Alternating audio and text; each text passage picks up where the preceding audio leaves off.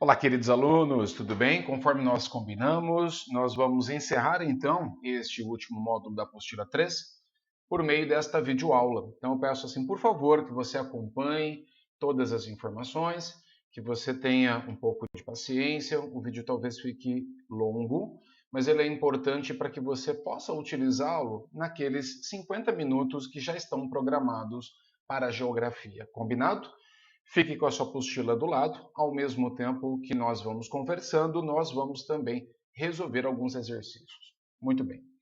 Então, nós iniciamos falando sobre a questão do ciclo da água, da importância da água no planeta Terra, e justamente agora, nessa página, nós estamos na página 282, a apostila traz as informações sobre a poluição das águas. A gente sabe que esse é um assunto muito triste, né, em função de que a água é um recurso extremamente importante para nós seres humanos e, lamentavelmente, as nossas ações humanas, por muitas vezes, acabam despejando resíduos tóxicos, né, o que a gente chama de lixo, nessas águas, sejam elas oceânicas, ou sejam águas de rio ou de outras formas que a água pode ocupar aí a superfície, tá bom?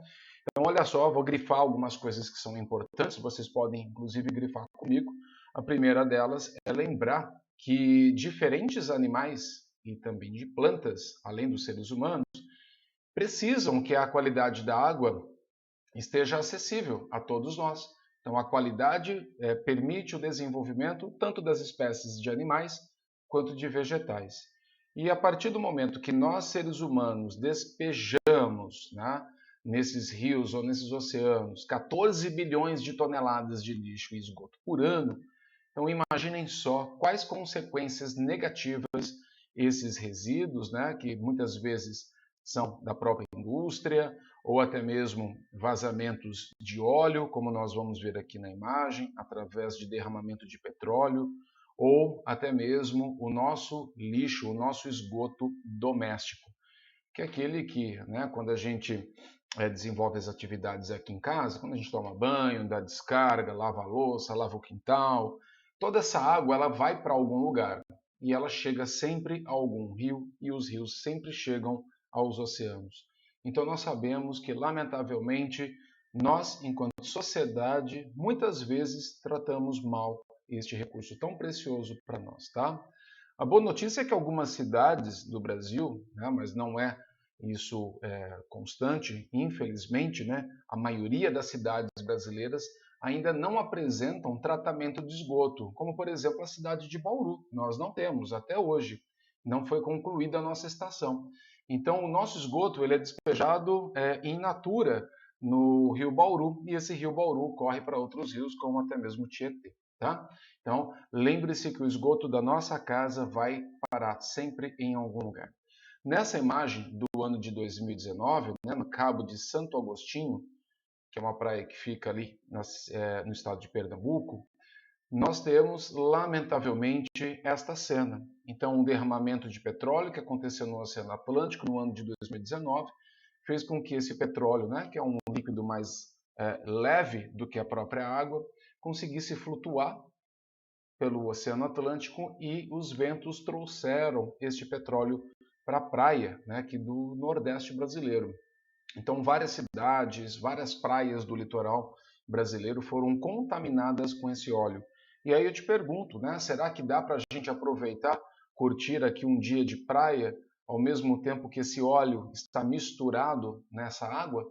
Claro que não. Então, infelizmente, a poluição ela tira a liberdade do ser humano de utilizar o recurso para desenvolver o seu lazer, o seu turismo ou aproveitar da maneira que quiser, tá? Então, reflitam sobre esse assunto, porque infelizmente nós precisamos agir, criar ações para, de alguma maneira, impedir que essa poluição avance cada vez mais. Na página seguinte, galerinha, nós temos aqui a poluição dos rios, nós temos um texto, tá? Eu gostaria muito que você fizesse a leitura e depois nós temos duas perguntas. Está questionando assim, qual que é a consequência da poluição dos rios para a obtenção de água nas grandes cidades? Pensa aí, reflita. Você imagina que você vive numa cidade que você depende exclusivamente da água dos rios. e esse rio está contaminado, e aí, o que acontece? Né? Você consegue obter essa água? Se o rio estiver contaminado, não, você não vai poder tomar ou consumir essa água. Então, quanto mais rios preservados, né? Quanto maior a chance da gente manter a natureza funcionando como sempre aconteceu, nós vamos ter a chance de obter água em bom estado, e especialmente para o nosso consumo. Daí vem, então, as políticas públicas, as leis, as orientações, até mesmo o benefício da própria população entender a importância desse assunto, para que ela também contribua e ajude a cuidar desses rios. Porque quanto mais a gente cuida, mais nós podemos utilizar este recurso. Na B, qual que é o impacto causado no meio ambiente? Lembra, naquele primeiro trecho que eu grifei, quantos animais e quantas espécies vegetais dependem exclusivamente da água de um rio, ou de um oceano, ou de um lago ou uma lagoa. Então, se eu não tenho qualidade, se a água está contaminada, naturalmente, tanto as espécies vegetais como animais poderão, assim, desaparecer ou até mesmo apresentar doenças. Isso, infelizmente, acontece. Então, vira e mexe, a gente assiste a televisão, peixes boiando num rio, e aí a gente vai atrás da informação. O que aconteceu, né, para tantos peixes estarem aí boiando no rio e mortos, no caso? Aí descobre-se que alguém jogou nesse rio algum produto que o contaminou e destruiu ali, né, todas as propriedades químicas e físicas da água. Os peixes não conseguem mais respirar e, por conta disso, a gente tem uma tragédia. Então, reflita sobre esse assunto. O próximo tema é sobre a navegação marítima, galera. E o que é isso, hein? Navegação marítima. Vocês sabiam, a gente já conversou, né, que 70% de toda a superfície do planeta Terra é coberta aí por mares e oceanos. Então significa, meus queridos, que nós temos a chance de explorar esses mares e oceanos para inserir grandes navios e a partir deles realizar aí grandes movimentações de containers, por exemplo. Então, quando você compra um produto importado, saiba que na maioria das vezes esse produto ele veio embarcado, ou seja, ele veio em cima de um navio. E é muito bom isso, porque a gente não precisa construir a estrada ou a ferrovia, nós precisamos apenas construir os navios que consigam nesses mares e oceanos assim percorrer. Então é um investimento cá entre nós barato, entende? Porque os mares e oceanos são as nossas vias marítimas, são as estradas de água e elas estão interligando todos os continentes. Então o mundo, desde que, né, nós temos aí registros históricos, sabemos que as civilizações mais antigas já utilizavam os rios para transporte. E atualmente, a sociedade moderna como está, utiliza, por exemplo, navios deste tamanho para transportar mercadorias de um continente para outro continente. Isso é fantástico, tá? Então lembre-se que a água também pode ser utilizada como via de transporte. A água não é só para tomar banho ou para dar descarga ou para beber. Também utilizamos ela para o transporte. Só para você ter uma ideia, cada caixinha dessa que está aparecendo aí para você, ela corresponde basicamente ao tamanho de uma carreta. Tem noção disso, galera? Esse aqui provavelmente seja um dos maiores navios do planeta Terra. Cada caixinha dessa é o tamanho de uma carreta. Quando a gente está viajando aqui no estado de São Paulo, a gente percebe alguns caminhões carregando esses containers, né? Agora, quantos containers cabe dentro de um navio como esse? Muito legal, tá? Então, explorem aí a leitura, inclusive aqui da agenda, da legenda, para que você entenda um pouco mais sobre este assunto, tá bom? Isso aqui lá, no caso, está localizado em Xangai, na China. Muito bem, vamos fazer então o nosso primeiro exercício, né, galera? Vou ler aqui para vocês. Leia o texto a seguir para responder às questões. Indígenas pedem água por rio contaminado após vazamento na Amazônia peruana, lá na região do Peru, ok? A comunidade indígena de Saramizira, na Amazônia do Peru, pediu neste domingo ao governo que envie água com urgência, diante da contaminação de um rio da região causada por um vazamento de petróleo procedente do oleoduto norperuano. Em entrevista à agência EFE, o dirigente William Peituan declarou que sua comunidade, que reúne cerca de 5.000 habitantes na região Loreto, todos estão muito preocupados, já que vivem a apenas 1 quilômetro da foz do rio Maranon, afetado pelo vazamento. Estamos há 4 dias sem água e pedimos ajuda porque é iminente o que vamos enfrentar. Sabemos que o petróleo é algo que pode durar meses ou anos no nosso organismo, afirmou ele. Então imagina que você vive numa região afastada de um lugar que você poderia buscar água. Tá? Por exemplo, eu posso ir buscar água aqui no mercado perto da minha casa para eu beber. Mas você vive numa região amazônica. Supermercado está distante. Outras fontes de água podem estar muito distantes também. E de repente, o único rio na qual você consegue utilizar a água ou explorar a água para beber está contaminado. E aí, galera, deu ruim, certo? Então significa que a gente precisa ter estratégias para que esses rios jamais sejam contaminados. Mas uma vez que eles são contaminados, a gente precisa agir com urgência para que possamos assim criar alguma tecnologia ou algum trabalho, alguma ação que impeça a ampliação ainda mais da contaminação das águas de um rio, por exemplo. Olha lá a primeira pergunta. Quais são as consequências de um vazamento de petróleo para o meio ambiente? Existem várias formas da gente responder, tá? Uma delas é a gente lembrar que, infelizmente, de novo, todos os animais e plantas que dependem exclusivamente das águas podem ser afetados, ok?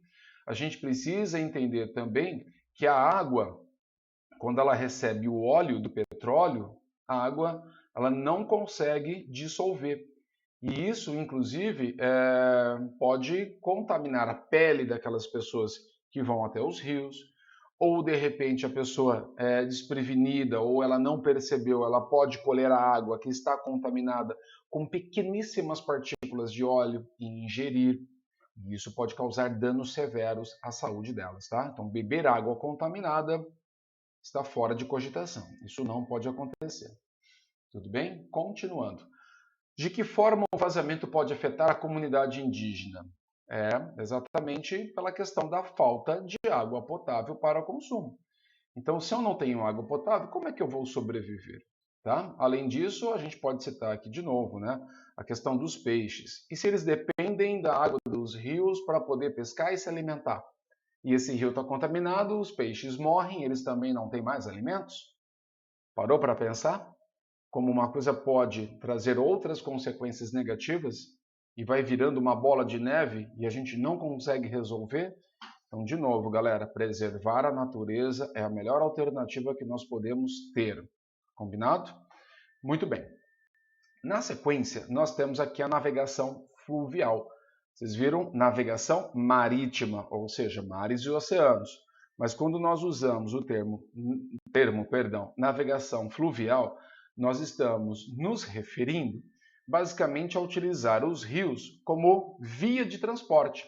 Basta eu ter uma boa embarcação, né, um barco pequeno ou um barco maior, para que eu consiga utilizar a via chamada rio como uma pista. Então, para eu usar uma motocicleta, um caminhão, um automóvel, é necessário que eu construa basicamente uma estrada. Muitas vezes, para que eu use um barco, não necessariamente eu preciso construir o rio, a não ser que eu faça pequenas modificações. Lembrando, galerinha, que aqui no nosso país nós temos rios de planalto. E o que significa isso? Nós temos quedas de água. Então você imagina que o rio vem, de repente surge uma cachoeira e o rio continua após essa cachoeira. Não é verdade? Isso não pode acontecer? Então, para esse rio, que tem diferentes desníveis, é necessário construir, por exemplo, o que nós chamamos de eclusas, que são grandes elevadores de navio que permitem que eles saiam de pontos mais altos e vão para os mais baixos, ou vice-versa. Agora, o que é legal no Brasil e, ao mesmo tempo, o que é triste, tá? Nós temos a maior bacia hidrográfica do planeta Terra. Então eu vou explicar para você entender. Daqui a pouco a gente vai falar mais sobre ela. Uma bacia hidrográfica é um conjunto de rios. Qual é o lugar do planeta Terra que tem o maior número de rios? É aqui, região amazônica, está no nosso país. Então significa que nós podemos usar esses rios como uma via. Então basta que eu tenha novamente os barcos para que eu possa me locomover do ponto A até o ponto B. E aí, essa grande extensão dessa rede hidroviária, é o jeito que a gente diz, tá?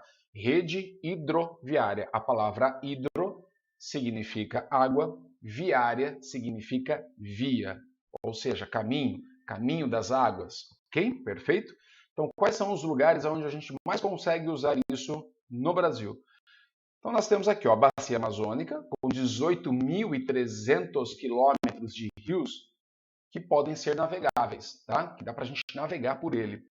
Na região Nordeste, nós temos aí cerca de 1.740 quilômetros. Depois, no Tocantins, aproximadamente 2.200, ok? No Rio São Francisco, que é um rio super interessante também, né? Que corta aí a região Sudeste e vai desaguar lá na região Nordeste do Brasil, mais 1.400 quilômetros. Mas olha, tem potencial, dá para a gente aumentar ele para 2.700 e chegar a 4.100. Então, essa última coluna é o potencial. Isso aqui é o que está acontecendo hoje, tá bom? No Paraná é utilizado 1.900, mas nós podemos chegar a 4.800 quilômetros de rios. Olha que maravilha isso! Paraguai, 1.280, mas pode chegar até 3.095. Região Sudeste, aqui no estado de São Paulo, vocês vão perceber, né? Dificilmente a gente faz passeio de barcos, a não ser que você faz o passeio da Eclusa em Barra Bonita, tá? Que é um passeio, inclusive, que eu sugiro para vocês realizarem. Mas nós podemos alcançar aí aproximadamente 1.300 quilômetros. Então, o Brasil, sim, pode explorar ainda mais esses rios para poder navegar. A má notícia é que, infelizmente, o Brasil não gosta de investir pesadamente nas redes hidroviárias. O governo brasileiro, de maneira geral, investe mais em rodovias do que, na verdade, em hidrovias. Mas acreditamos que nos próximos anos, ou daqui para frente, os investimentos em hidrovias vão aumentar cada vez mais. Beleza, galera? Estamos chegando aí já em 2/3 da nossa aula. Aguenta mais um pouquinho que nós estamos terminando. O que vocês têm aqui? Aquele elevador que eu pronunciei, que é a famosa eclusa, ok? É uma obra de engenharia super bacana e ela consegue pegar os barquinhos que estão na parte mais baixa do rio, ela fecha essa porta aqui na frente, enche de água e o barco consegue chegar no outro ponto bem mais elevado. Super bacana, tá? Sugiro que vocês deem um Google aí e vejam como é que funciona uma eclusa. Procura no YouTube como funciona uma eclusa.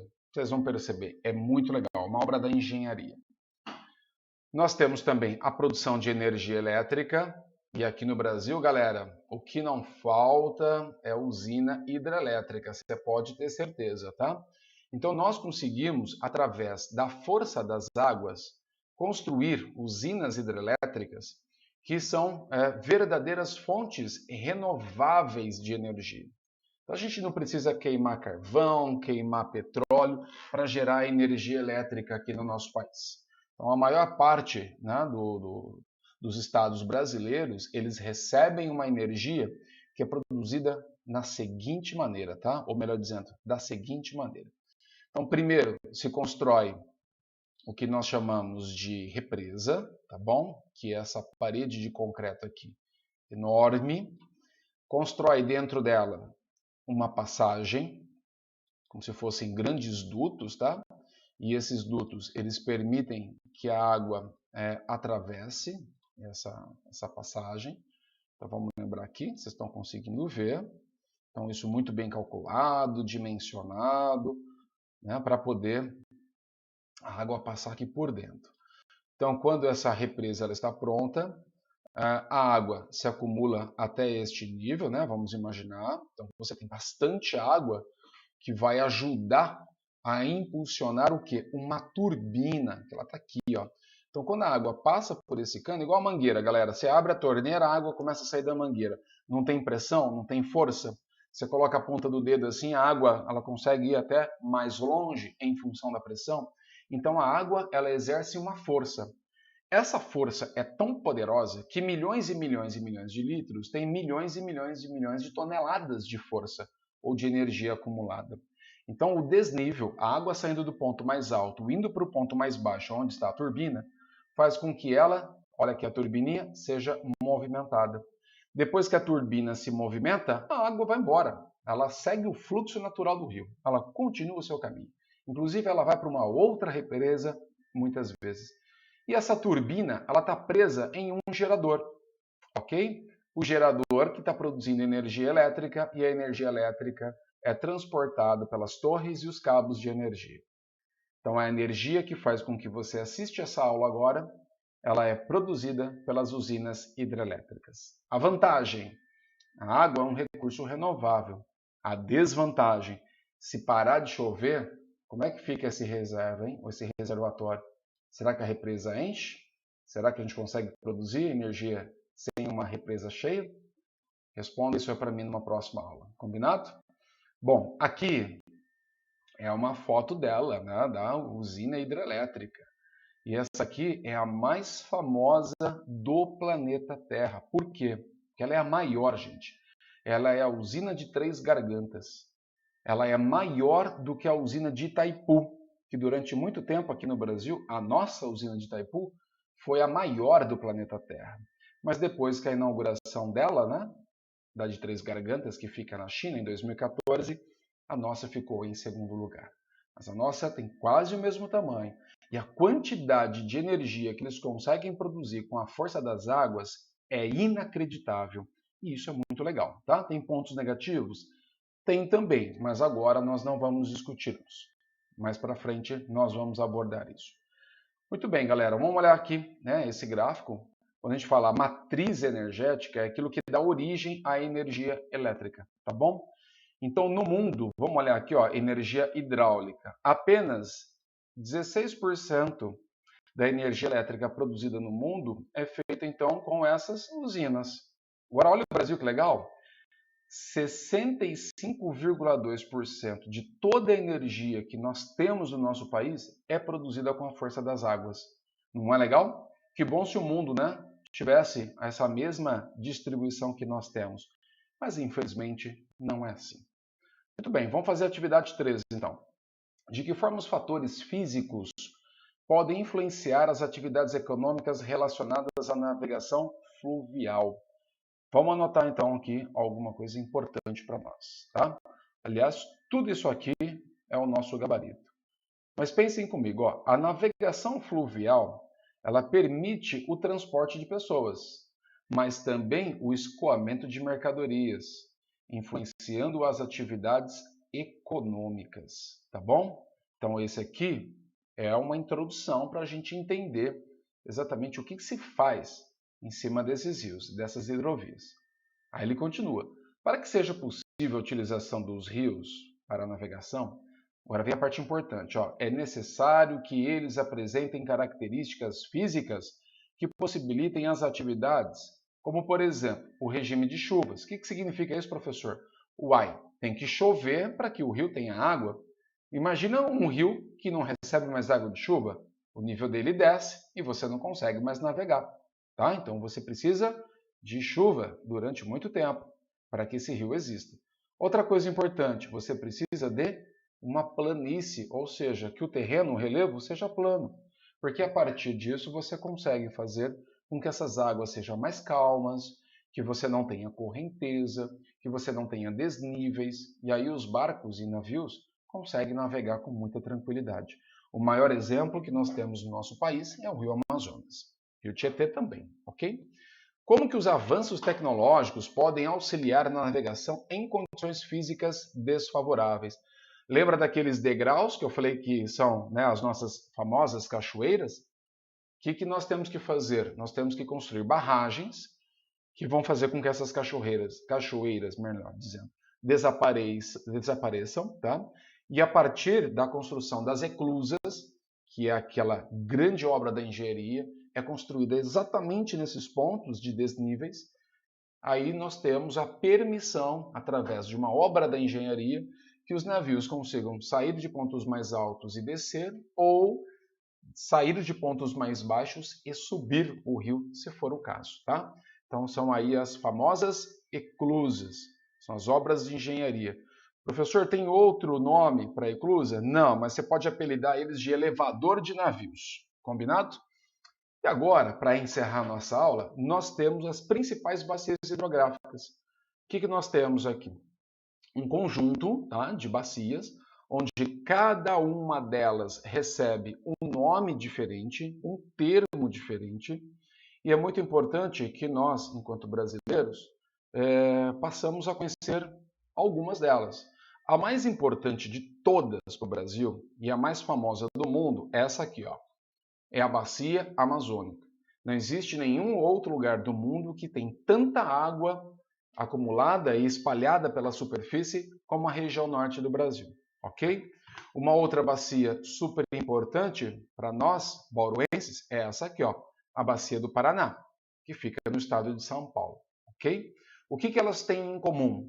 Sempre elas terão um rio principal, no caso aqui é o Rio Amazonas, que ele está bem debaixo dessa seta, e para nós que estamos na bacia do Paraná, o rio principal, lógico, leva o mesmo nome da bacia, é o Rio Paraná. E aí eu convido vocês a analisarem de perto, tá? Então vamos lá? Ó, onde que está aqui o Rio Paraná? Na divisa entre o Mato Grosso do Sul e o estado de São Paulo.